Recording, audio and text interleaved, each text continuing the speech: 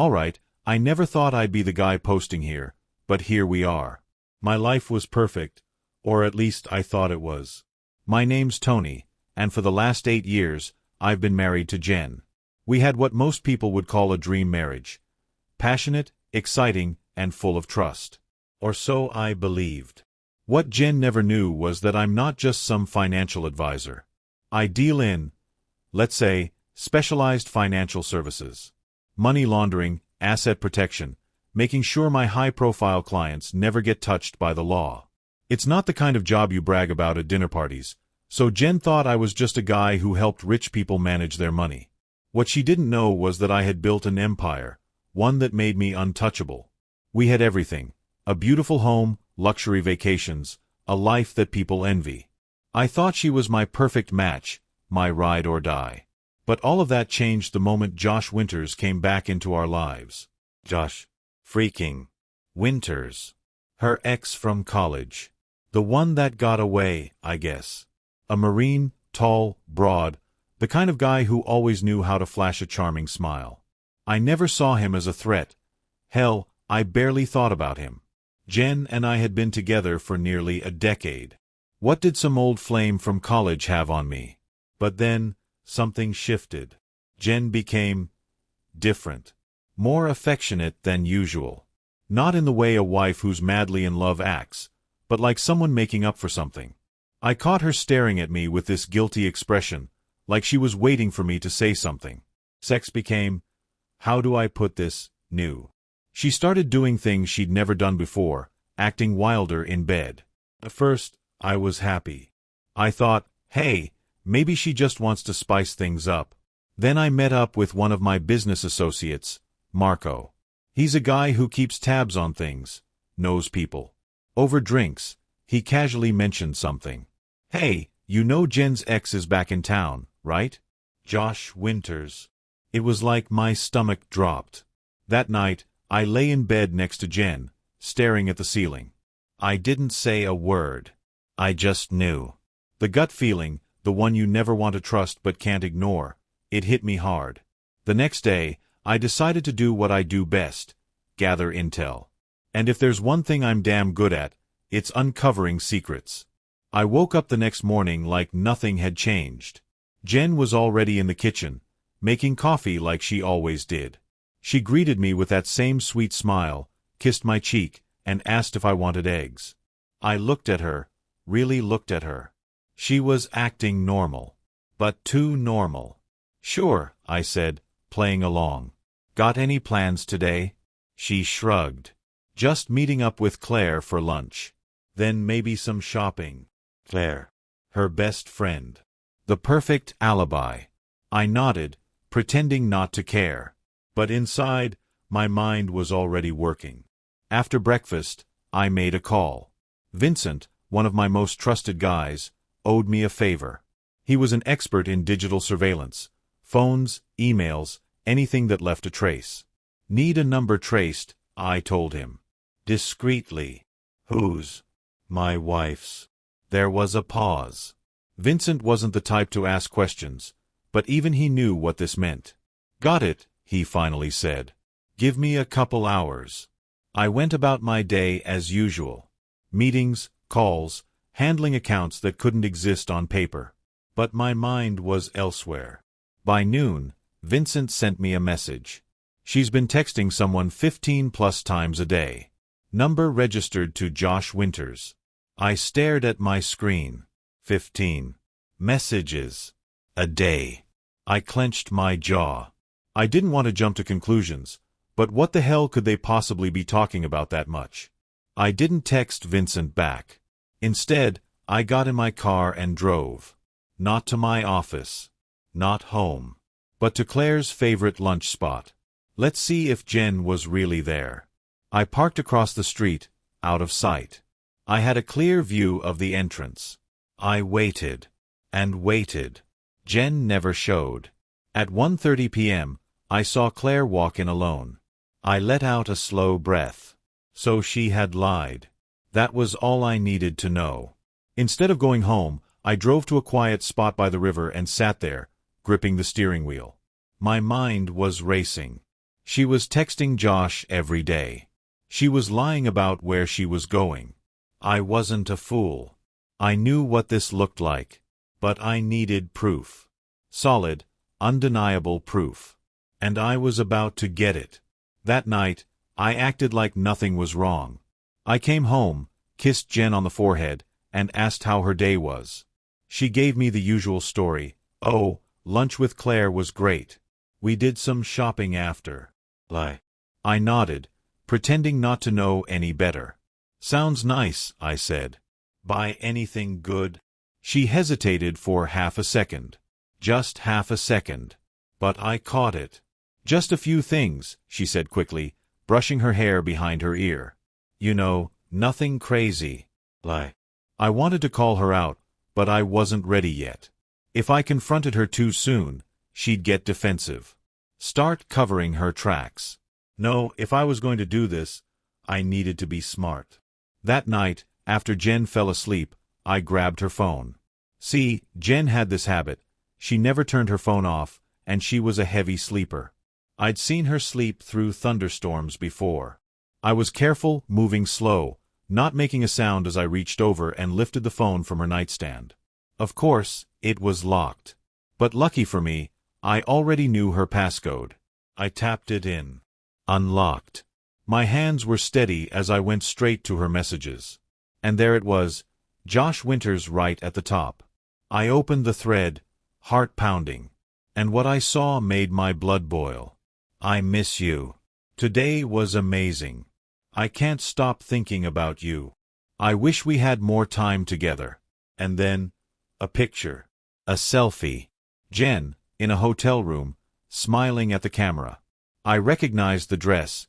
It was what she had worn today. She wasn't at lunch with Claire. She was with him. I took a deep breath, forcing myself to stay calm. The rage inside me was like a fire, but I didn't let it show. Not yet.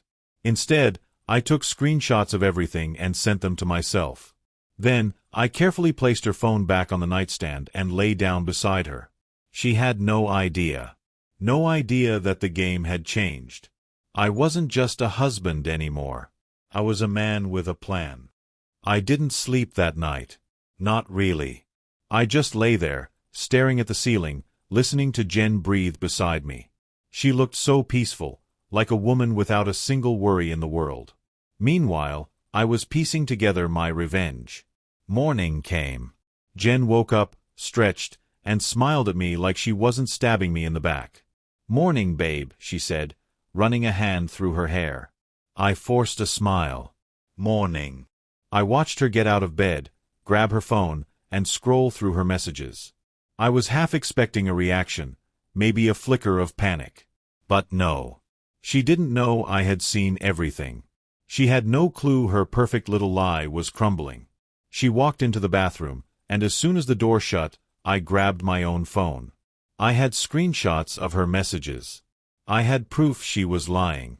But I wasn't just going to confront her like some sad, broken husband. No. I was going to destroy her. First, I called Vincent. "Tony," he answered groggily. "It's early, man. I need you to dig deeper on Josh Winters," I said. "Find out everything. Where he's been, who he's seeing, if he has money problems. Anything I can use." There was a pause. Then, Vincent's tone changed. "This about your wife? Just get me what I need." "Got it." I hung up. Step 1. Know your enemy. Next, I called Marco. "I need a favor," I said. "What kind?" I glanced at the bathroom door. The shower was running. Jen was humming. "I need access to a hotel's security footage." Marco let out a low whistle. "Damn. That bad. Worse. I'll see what I can do." Step 2. Get undeniable proof. Jen walked back into the bedroom, towel wrapped around her, smiling like nothing was wrong. "I was thinking we could go out for dinner tonight," she said. "Maybe that little Italian place you like?" She was planning date night while sneaking around behind my back. I almost laughed. Instead, I kissed her forehead. "Sounds perfect." She smiled, completely oblivious. She had no idea that by the time we finished that dinner, her whole world would start falling apart. By the time Jen left for errands, I had everything in motion. Vincent texted me first. Josh Winters is broke. Got discharged from the Marines last year. No stable job. Might be couch surfing. Broke. That was interesting. A man like Josh, struggling to get by, would need someone like Jen, someone stable, someone with money. Maybe at first, it was just old feelings resurfacing. But now, I bet he was using her. Marco called next. Got access to the hotel footage. Just sent you a clip. I opened the file. There it was, Jen walking into the hotel with Josh. Hand in hand. Laughing. Like they weren't doing anything wrong. Rage burned in my chest, but I didn't let it control me. I wasn't just going to get mad. I was going to get even. That night, I played my role perfectly. Jen and I sat in a candlelit Italian restaurant, the one she picked, drinking wine, eating pasta, pretending we were the perfect couple. She smiled at me over her glass. I love this place, she said. Me too, I replied, swirling my wine. I actually invited someone to join us. Her smile faltered. What? Who? I pulled out my phone, tapped a few buttons, and turned the screen to face her.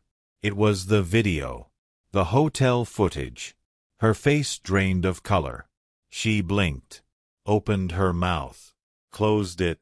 Looked around like maybe this was some kind of joke. Then she laughed nervously. Tony, what is this?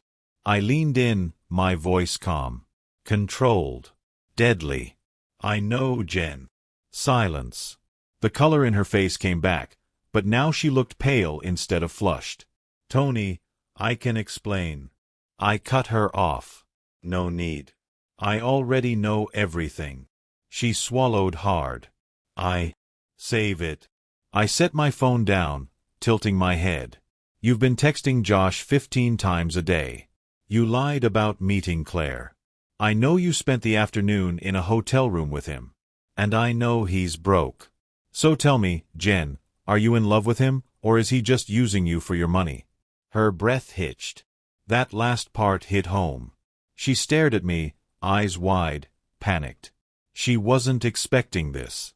I sat back in my chair, watching her struggle to come up with an excuse. A lie. It's not like that, she finally whispered.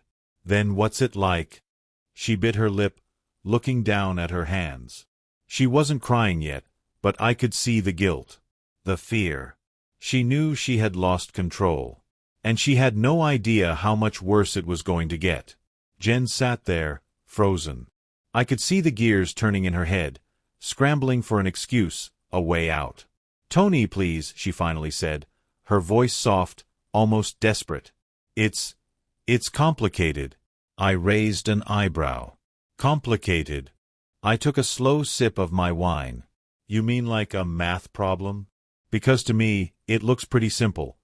You're sneaking around with another man behind my back. She flinched. It wasn't like that. I leaned forward. Then tell me, Jen. What was it like? She swallowed hard, her fingers gripping the edge of the table. I never meant to hurt you. I almost laughed. The classic cheater line. That's funny, I said. Because when you were sneaking off to that hotel, you didn't look like you were worried about hurting me. I slid my phone across the table, the paused hotel video staring her right in the face. She stared at it, lips trembling. She had no excuse. No way to spin it. But cheaters? They always try. I was confused, she whispered. When Josh came back, I don't know. He reminded me of who I used to be before life got so serious. I got caught up in the past, Tony. It was stupid. A mistake. I tilted my head. A mistake. She nodded, too quickly. Yes. It didn't mean anything. I tapped my phone screen and scrolled through the text messages I had saved. I picked one and read it aloud. I can't stop thinking about you. I lifted my gaze. That doesn't sound like a mistake, Jen. Her face fell. I scrolled again. Today was amazing. I wish we had more time together. I set the phone down, staring at her. That doesn't sound like a mistake either. Her hands were shaking now. Tony, please, she begged. I don't want to lose you. I laughed coldly. You don't want to lose me? I gestured between us. You already did. The second you chose to lie to my face. The second you chose him over me. She shook her head violently. No, no, that's not true. I love you. I never stopped loving you. Really? I raised an eyebrow. You love me, but you were sneaking off to hotels with another man? Tears started welling up in her eyes. I was stupid, okay? I was selfish. I thought, I don't know, I thought I was missing something in my life. But being here, with you, I see how wrong I was. I didn't say anything. I just stared. Because here's the thing about liars, they only admit to what they think you know. She thought she could still salvage this. She thought if she cried enough, begged enough, she could manipulate me into forgiving her. But what she didn't know was that I wasn't just looking for an apology. I was about to take everything from her. And this was just the beginning. Jen was unraveling right in front of me. Tears pooling in her eyes, hands shaking, voice cracking. If I didn't know better, I'd almost believe she was the victim here. Almost. I leaned back, watching her. Letting her stew in her own guilt.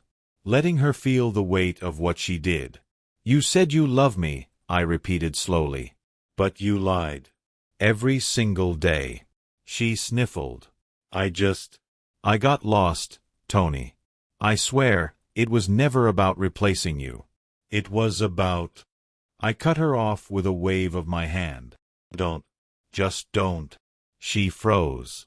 I reached into my pocket and pulled out a manila envelope. Her eyes flickered to it. Fear flashed across her face. What is that? I slid it across the table. Open it. Hesitantly, she picked it up, pulled out the papers inside, and then her face drained of all color. Inside were bank statements, hidden transactions, proof of money movements, her money. See, while she was busy sneaking around, I had been cleaning up. She thought she knew me. Thought she had me wrapped around her finger. But I'm not the kind of man you betray and walk away from unscathed. What is this? She stammered, flipping through the documents. I smirked. That, my dear wife, is your financial ruin. Her breath hitched. Tony, I moved everything, I said, calm, casual, ice cold. The accounts in your name? Gone. The investments you didn't even know about? Closed. The credit cards? Cancelled. She gasped, shaking her head. No, no, that's not possible. Oh, but it is. I leaned in, lowering my voice. You never understood what I really do, Jen. You thought I was just a financial advisor. But I don't just manage money. I control it, hide it, move it, and now you have nothing. Her mouth opened, but no words came out. Panic. Pure, raw panic flooded her eyes. She had never seen this side of me before. She had no idea what I was capable of. Tony, please, she whispered. We can fix this. I was stupid, I know. I'll do anything. I let out a slow breath, tapping my fingers on the table. You already did enough. She grabbed my hand, desperate now. Don't do this to me. Please. I pulled my hand away. You did this to yourself. Her breathing was fast, shallow. She was breaking down, realizing that her safety net was gone. But I wasn't done. I grabbed my phone, tapped a few buttons, and slid it across the table. It was a live audio recording from earlier that day. Josh's voice filled the air. I don't care about Jen, man. She's just helping me out financially until I get back on my feet. Silence. Then Jen let out a choked sob. No, she whispered. That's not. Oh, but it is, I said. While you were busy lying to me, Josh was lying to you. You weren't his soulmate, Jen. You were his ATM. She covered her mouth with her hands, tears rolling down her cheeks. Checkmate. Jen completely fell apart. Right there, in the middle of the restaurant, sobbing into her hands, shoulders shaking. I just sat there, watching, letting it sink in. Because here's the thing, she wasn't just crying because she was sorry. She was crying because she lost.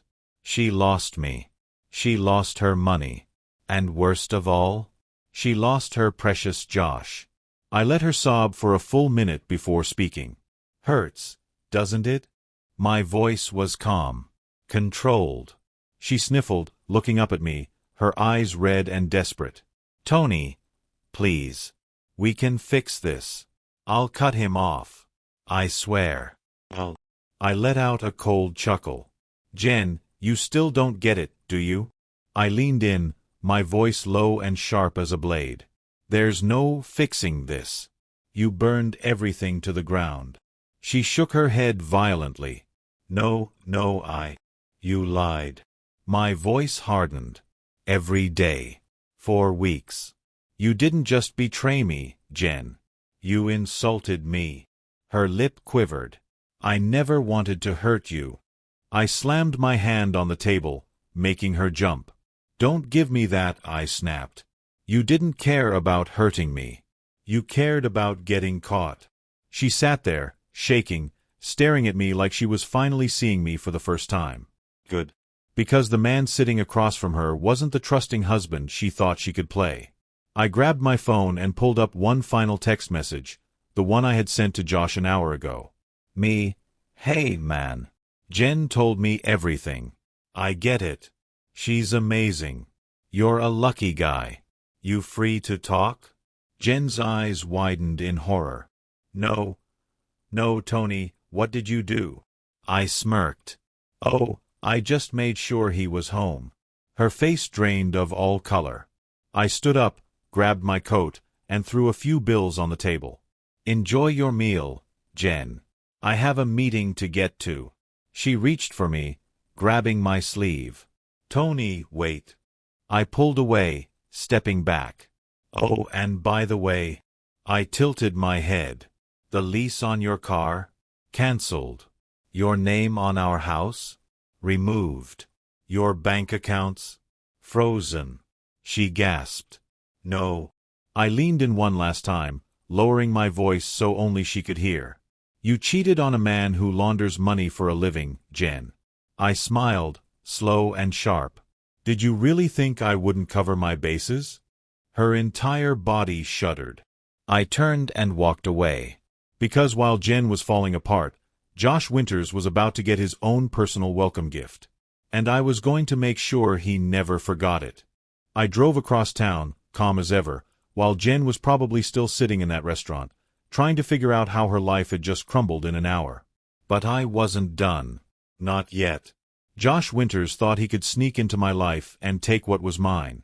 Thought he could use my wife for money, disrespect me in my own home, and walk away without consequences. Big mistake.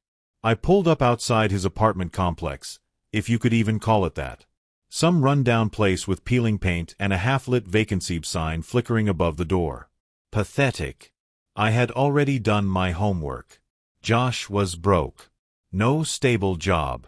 Living off borrowed money. He probably thought Jen was his way out. Too bad for him. I shut that down before he could cash in. I stepped out of the car, straightened my jacket, and walked up to apartment 2B. Knocked twice. No answer. Knocked again, harder. Still nothing. I smirked, pulled out my phone, and dialed his number. It rang. Inside the apartment, I heard a phone buzzing. Bingo. I knocked one last time. Loud. Josh, my voice was steady. I know you're in there. Silence. Then, footsteps. Slow. Hesitant. A few seconds later, the door cracked open. Josh stood there, looking like a deer in headlights. Messy hair, sweatpants, the look of a man who had just lost everything. Good. Tony. His voice was cautious. Hey man, look, I don't know what Jen told you, but... I stepped inside, forcing him back. Josh stumbled, eyes darting around. No fight in him. No confidence now. Just a scared little man who realized too late that he messed with the wrong person. I shut the door behind me. Locked it. Josh swallowed hard. Listen, man, I never meant to. I held up a hand. Come. Collected.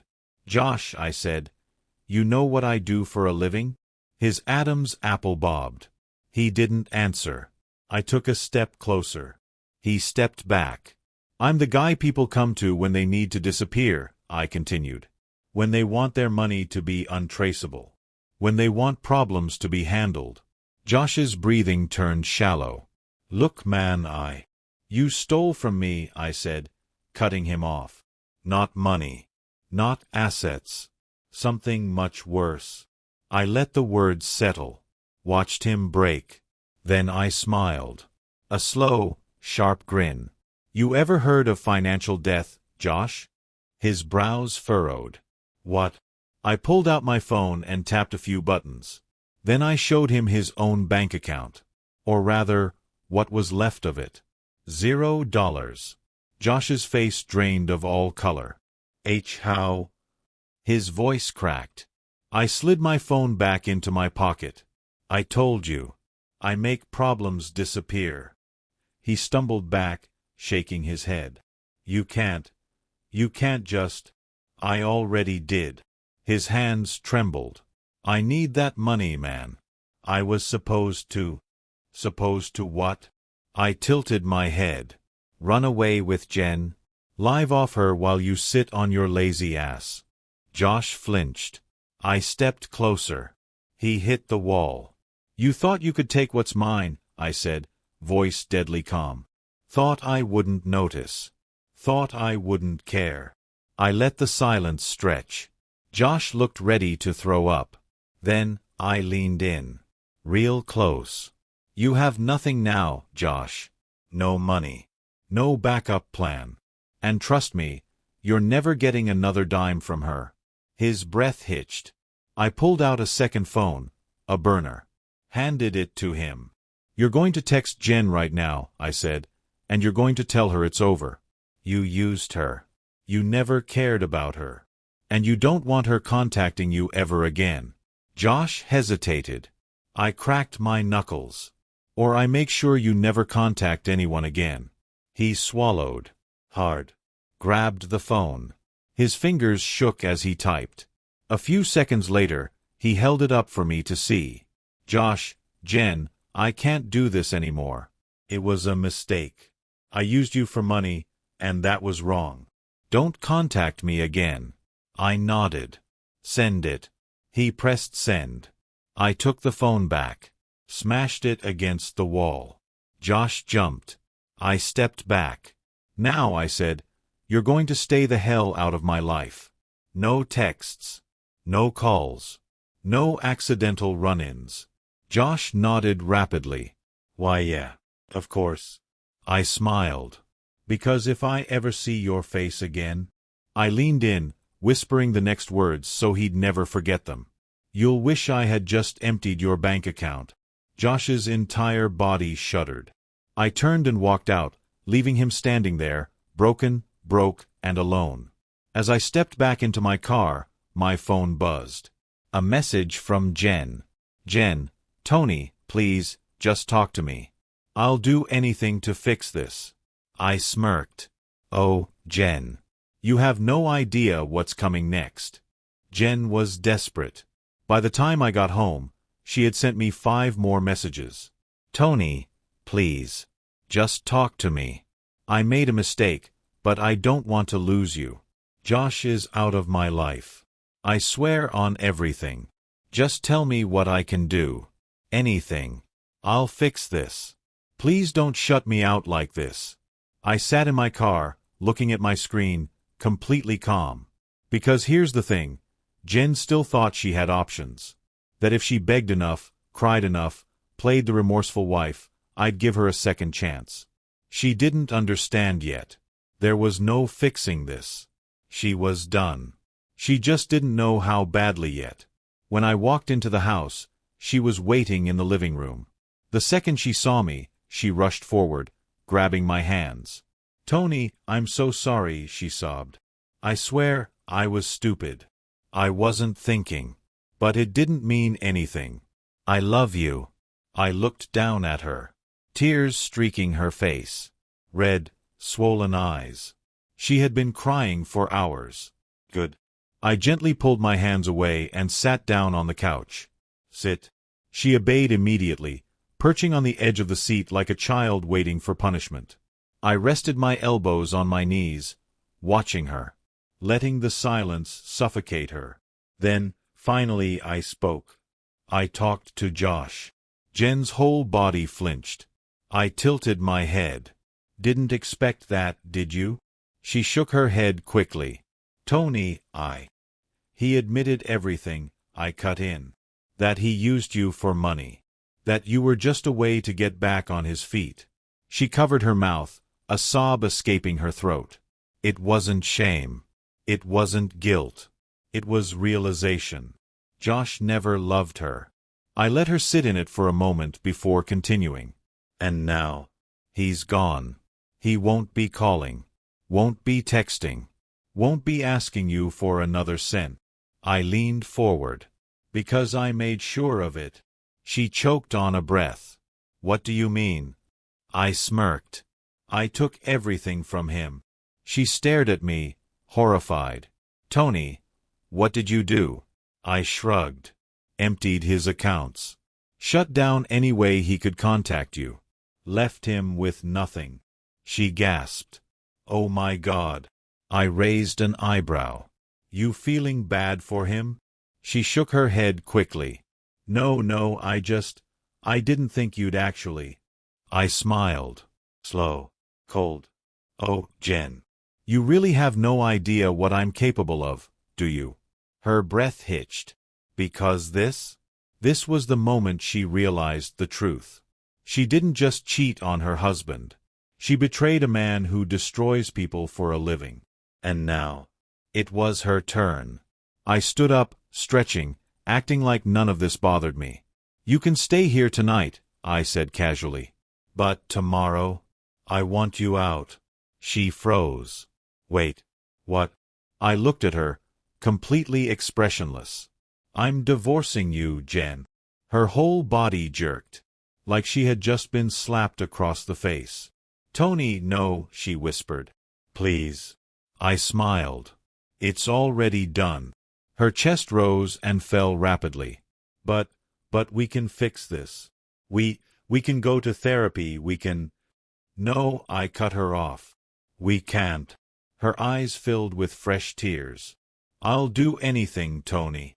I leaned down, looking her dead in the eyes. "I already took everything, Jen." I spoke slowly, letting every word sink in. "The bank accounts, the house, the car, all of it." Her lips parted. "No." I smirked. "Check for yourself." She lunged for her phone, hands shaking as she opened her banking app. Then she gasped. Her accounts? Frozen. Her savings? Gone. Her credit cards? Declined. She lifted her shocked, tear-streaked face to me. "Tony, what did you do?"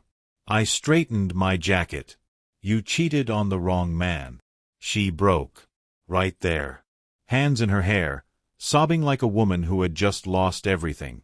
And she had. Because Jen. She didn't just lose me. She lost her whole life. And this was just the beginning. Jen sat there, staring at her phone, her face pale. She tried again, logging into her bank, checking her accounts. Same result. Nothing. Her breathing got faster. "Tony, please. You can't do this." I tilted my head. "I already did." She shook her head wildly. "Where am I supposed to go? How am I supposed to live?" I shrugged. "Not my problem." Tears spilled down her cheeks. "I made a mistake, okay? I was stupid, but—" I cut her off. "No. You made a choice. And now, you live with it." She covered her face, sobbing. "Good. Let it sink in." She had nowhere to go. No house. No money. No Josh. She was alone. I grabbed my coat. Be out by morning. Then I walked out the door and left her to fall apart. The next morning, Jen was still there. Eyes red. Face pale. Completely broken. She stood by the door, shaking, bag in hand. I have nowhere to go, she whispered. I sipped my coffee. Not my problem. Her lip trembled. Please, Tony. Just let me stay. I'll sleep on the couch. I'll do anything. I set my mug down. Come. Unmoved.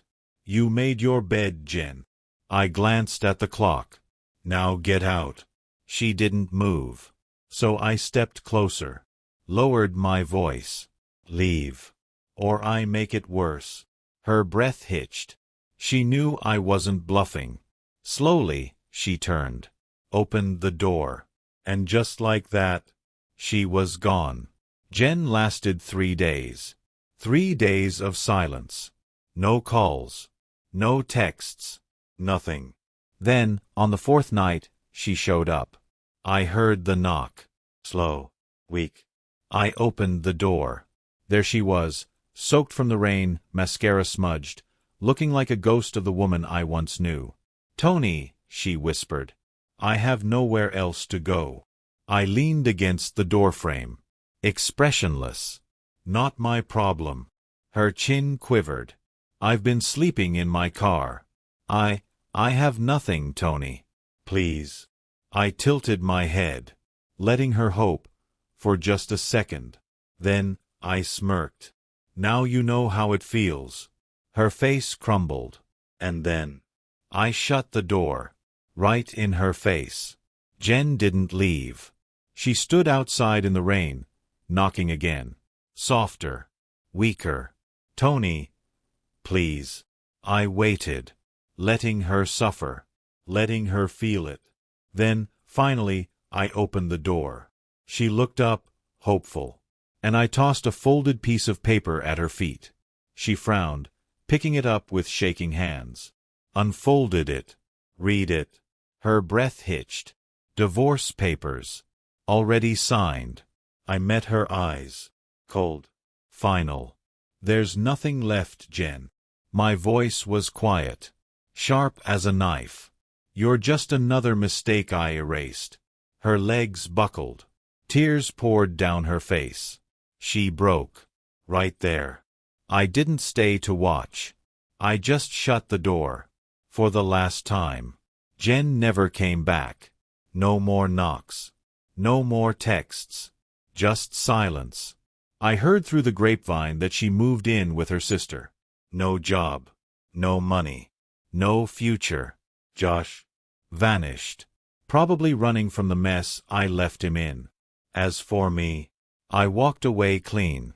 No court battles. No financial losses. Nothing. One day, Marco asked me, "You regret anything?" I thought about it. About the betrayal. The lies. The revenge. Then I smirked. Not a damn thing. And just like that, I was free.